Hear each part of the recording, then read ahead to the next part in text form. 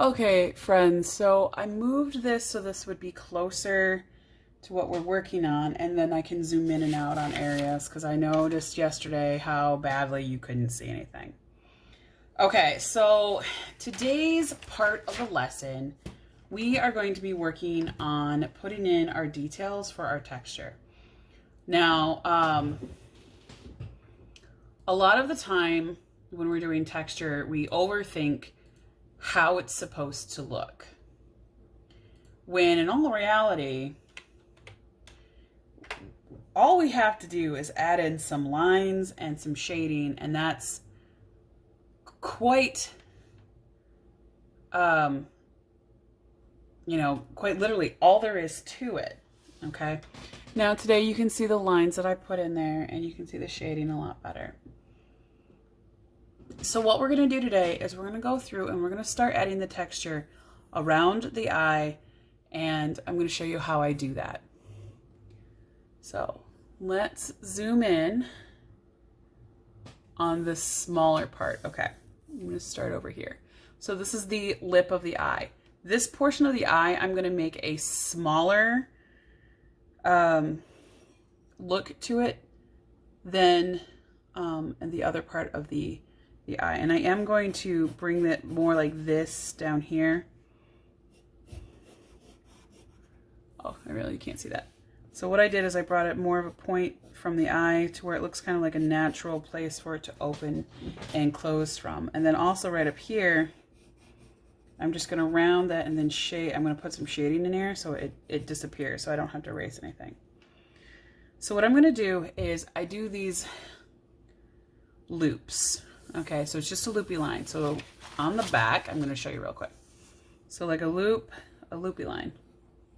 Just like that. The only difference is I put them to where they overlap each other or touch just on the edge.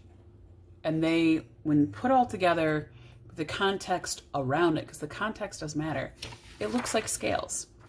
So this part here, we are making little tiny itty bitty little dragon scales.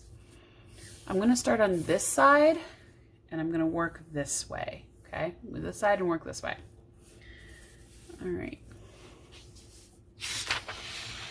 Gotta move my paper a little bit so you can see it. I always turn my paper, and I'm making sure these little tiny scales, they're overlapping or touching each other. And if they don't, I mean, don't worry about it. It'll still give the illusion that we're looking for.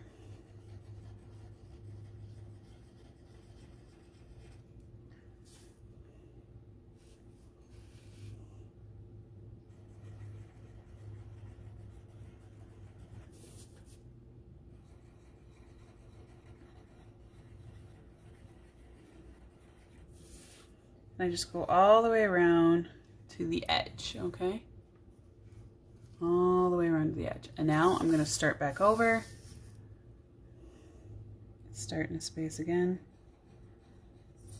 And if they overlap slightly, that's okay. Again, we're attempting to add texture. Just to give it an idea that it looks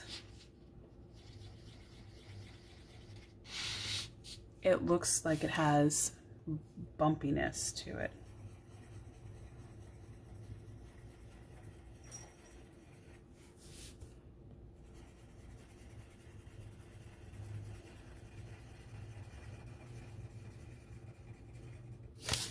All right, you just keep going around your eye. So I've already run out of space up here. That's all right. See, I ran out of space to make a third line, so I just started it where I could.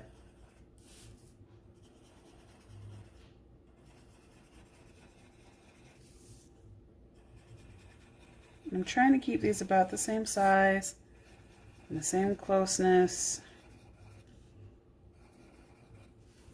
Okay, and then you run out of space up here. You go back.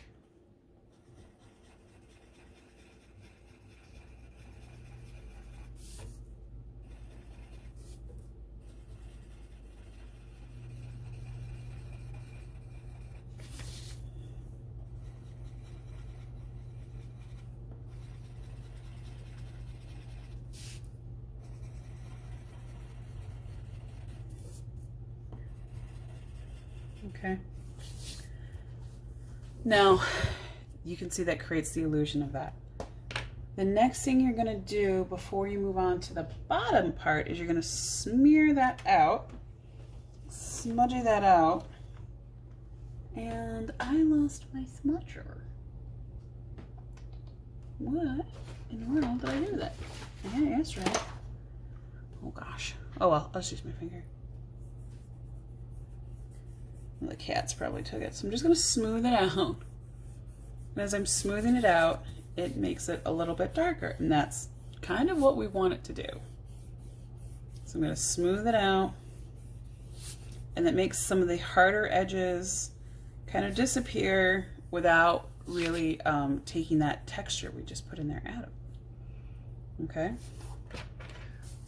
This space right here, I'm actually going to round this a little bit more like that, and I am going to take this out of here with an eraser because I don't want I want a more cleaner look, and I already like the shape of that better. Okay, so we're going to do the same thing on the bottom. I'm just going to rotate my paper and just do the same thing I did there,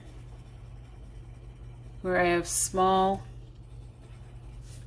overlapping loops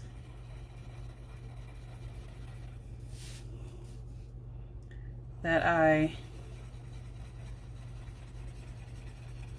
continue to do until I have filled the space.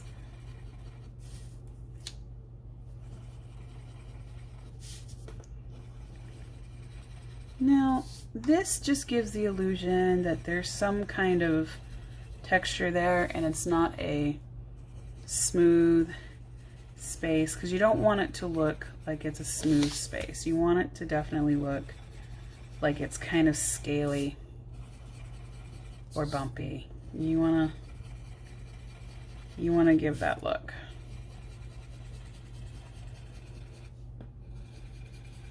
Okay, and make sure you fill your spaces all the way to the end. Okay, so the next thing we're gonna do is we're gonna blend, oh, we gotta blend out that bottom part. Blend it out just a little bit, just to soften up our lines here. Just soften it up, make it look a little bit cleaner, a little bit more realistic. Not perfectly realistic, because we're, you know, still a mythical creature. Okay, so blended it nice and good. Now, for the larger part up here, this part through here, we're gonna make bigger loops, okay? Bigger than the ones we did here. Bigger than these ones, so they're gonna be bigger loops. So I'm gonna start over here. And I'm gonna make nice, big loops, because we wanna see the size different. We want contrast. So because we want the contrast, we have to create a bigger shape. Now, if you overlap it, don't worry about it. It'll blend out. Okay. With our contrast, we want to have different size shapes. We don't want it to all be the same shape, or else it's just going to look all the same. It's just going to all blend together. And we don't exactly want to do that. We want to have the areas, the different areas stand out.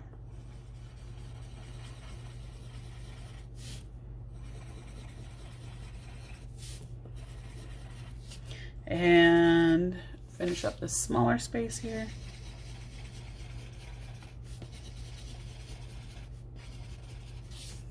And then you do the same thing. I would blend this one a little bit harder than you blended the smaller ones, just because that'll give a better contrasting appearance.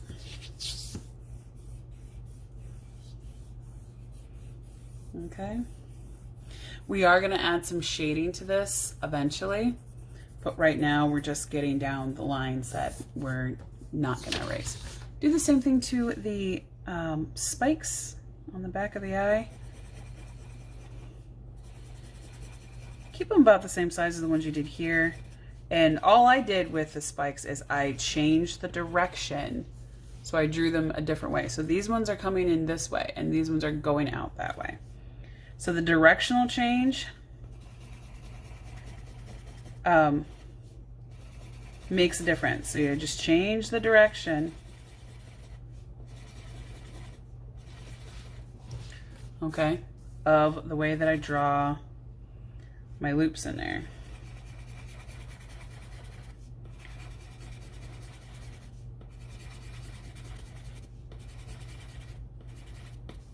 And again, give them a good firm blend. If you have a blending stump or a tissue, it obviously will go better, but I don't know where mine is at this moment in time. I don't know what I did with it. Okay.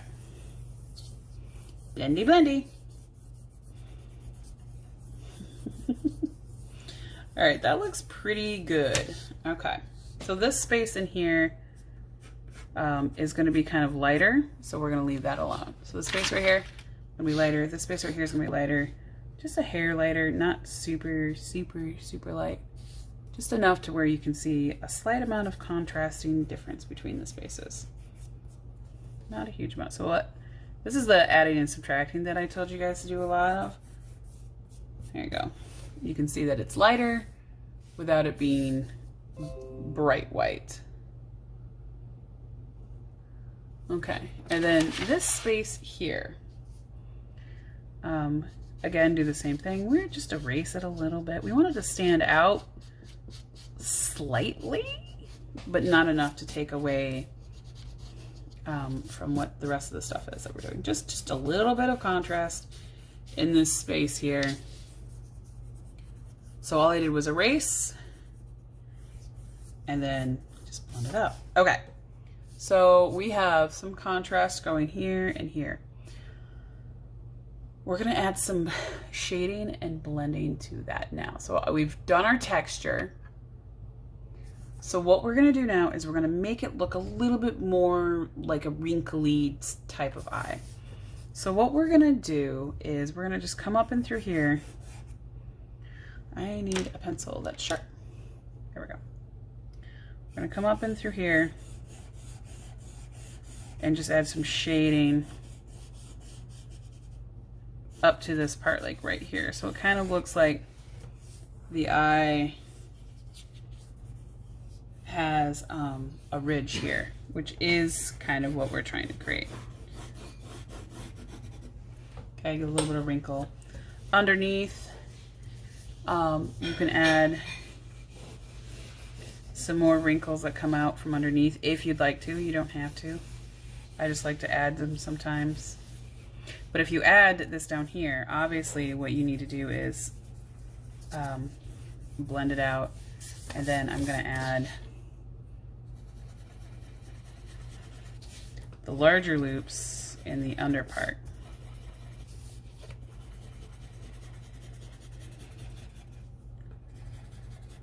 Because we want to be consistent with our creation. Okay, so just make your adjustments all around wherever you think it should be. And then you can, you know, make little eye adjustments here and there.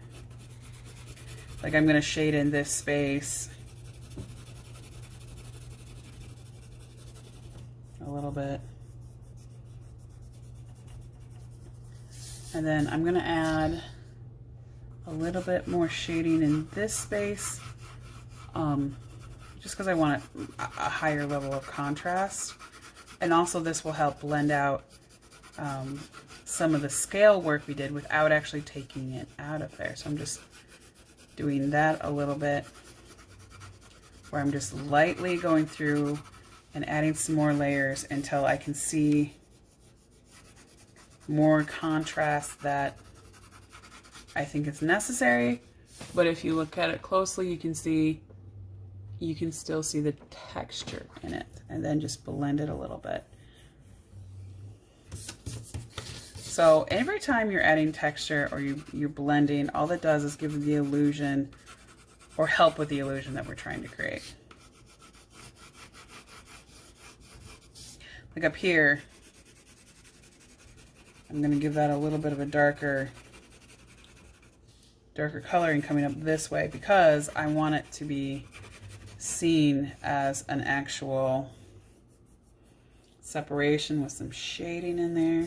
You can always come back through and do some more loops if you feel like those loops need a little bit more contrast to them, that sort of thing. And then that's all you have to do for today, is just do those. Now, I'm not going to tell you that you have to do more scale work.